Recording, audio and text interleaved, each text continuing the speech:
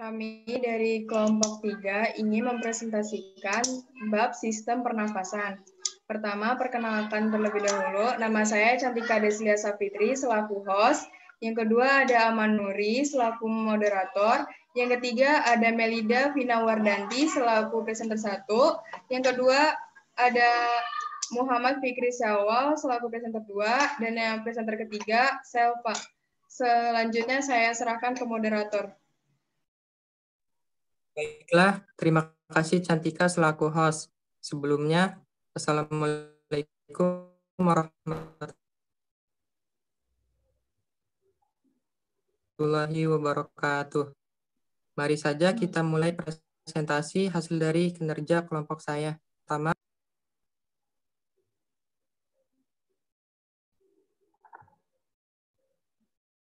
yang pertama ada pengertian.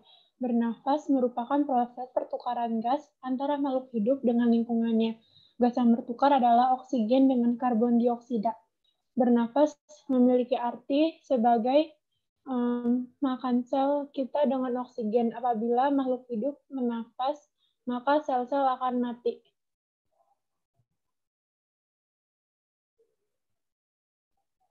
Selanjutnya, sistem pernafasan pada manusia.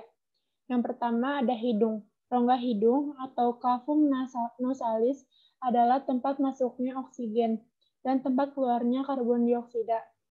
Gangguannya ada mimisan, polip hidung, rinitis, pilek, sinusitis, gangguan penciuman, flu, dan lain-lain.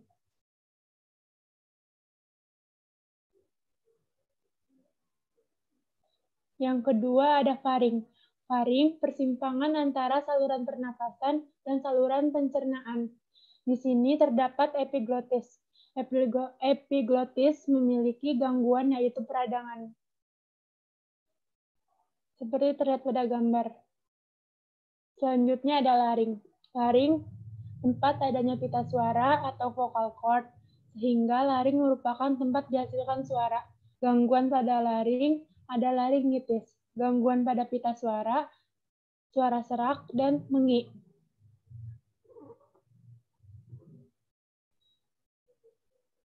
Selanjutnya ada trakea. Trakea merupakan tabung berdinding tipis yang terletak mulai dari dasar laring. Lapisan trakea terdiri atas epitel bersilia dan mukus.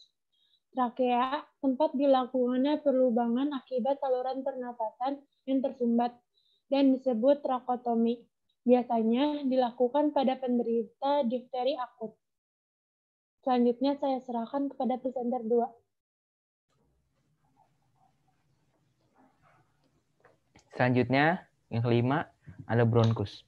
Bronkus merupakan penghubung paru-paru, jumlahnya ada 2, bronkus kiri dan bronkus kanan.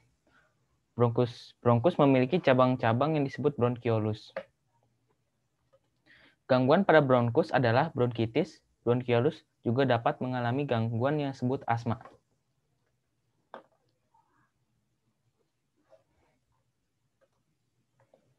Saluran pernapasan.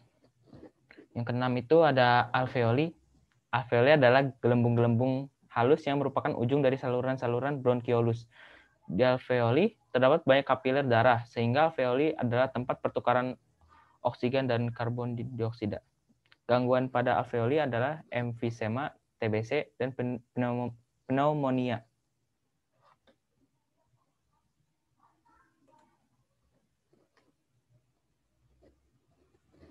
Paru-paru tersusun atas bronkiolus dan alveoli. Paru-paru berada di rongga dada bagian atas. Paru-paru ada 2 bagian. Bagian kanan, pulmodexter, terdapat 3 lobus, dan bagian kiri, pulmosinister, terdapat 2 lobus. Paru-paru memiliki selaput pembungkus pleura yang terdiri dari 2 rangka pleura visceralis dalam dan pleura parietalis luar. Di antaranya terdapat cairan limfe. Gangguan pada paru-paru adalah kanker paru-paru. Gangguan pada pleura adalah pleuritis.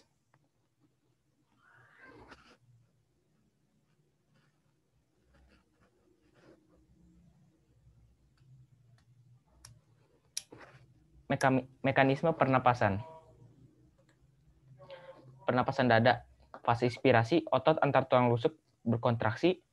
Fase ekspirasi, otot antar tulang rusuk berrelaksasi. Yang kedua, pernapasan perut. Fase inspirasi, diafragma berkontraksi. Fase ekspirasi, diafragma berelaksasi. Pernapasan dibagi menjadi dua, yaitu respirasi eksternal ada pertukaran O2 dan CO2 di alveoli. Respirasi internal adalah pertukaran gas antara darah dalam kapiler dengan sel. Selanjutnya saya serahkan ke presenter 3.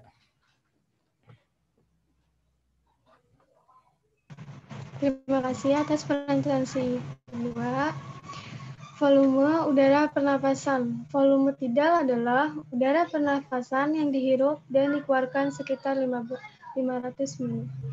Udara supplementar adalah udara dikeluarkan secara maksimal setelah pernapasan biasa sekitar 1.500 ml. Udara residu adalah udara cadangan yang tersimpan di paru-paru sekitar 1.000 ml. Udara komplementer adalah udara yang dapat dihirup setelah pernapasan biasa sekitar 3.000 ml.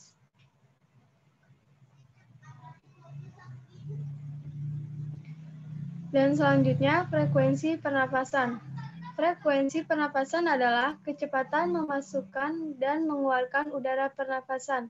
Frekuensi pernapasan setiap orang berbeda-beda. Yang menjadi faktornya adalah yang pertama, aktivitas tubuh. Kedua, suhu tubuh. Ketiga, jenis kelamin. Keempat, posisi tubuh. Kelima, usia. Keenam, konsentrasi CO2 dalam darah. Yang ketujuh, kekurangan O2. Perbedaan frekuensi. Pada bayi, 25-50 menit. Anak, 15-30 menit. Dewasa, 12-20 menit.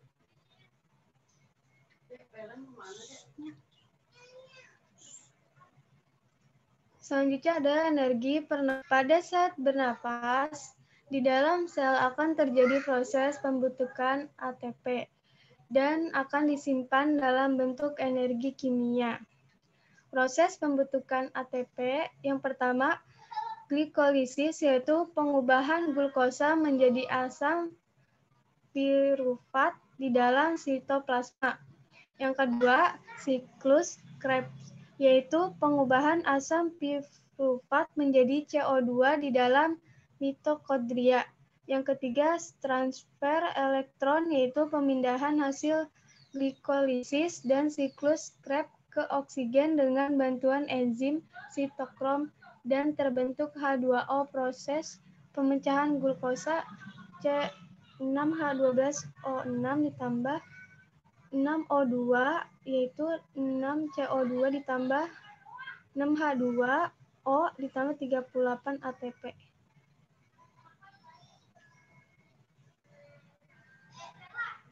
B. Sistem pernapasan pada hewan. Ikan hewan yang hidup di air atau ikan bernapas dengan menggunakan ingsan. Ingsan pada ikan berfungsi menyaring oksigen yang ada di air. Insang berbentuk beberapa lembaran tipis yang terdapat di sisi kanan dan kiri kepala ikan. Saat ikan menarik napas, ikan akan membuka mulut dan menutup insang.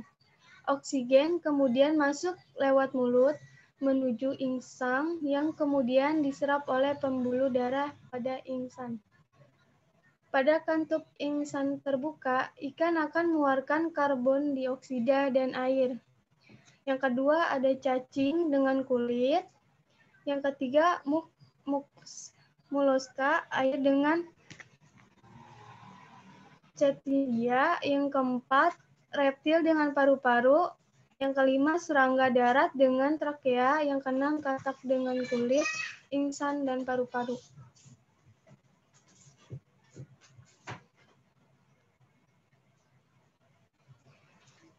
Sistem pernapasan pada hewan yang ketujuh, burung. Sementara alat pernafasan pada burung adalah sepasang paru-paru yang terletak pada rongga dada dan dilindungi oleh tulang rusuk.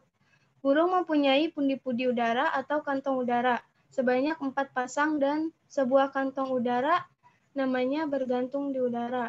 Fungsi dari kantong udara yaitu yang pertama membantu pernafasan, terutama pada waktu terbang. Yang kedua membantu memperkeras suara. Yang ketiga, mengatur berat jenis tubuh pada saat terbang. Yang keempat, melindungi organ dalam dengan ruang udara untuk mencegah kedinginan. Yang kelima, serta mengurai hilangnya panas tubuh. Selanjutnya ada ini. Yang pertama, lubang hidung atau nares, celah kelat, taring, batang tenggorokan atau trakea, cabang tenggorokan atau bronkus, paru-paru atau pulmo.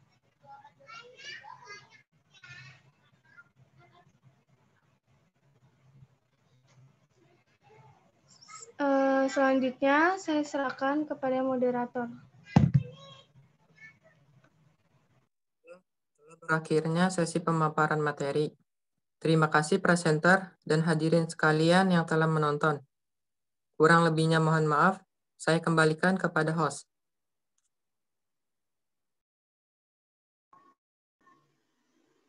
Sekian dari kelompok kami, kurang lebihnya mohon maaf. Jika ada yang kurang dimengerti, bisa tanyakan di sesi tanya jawab nanti.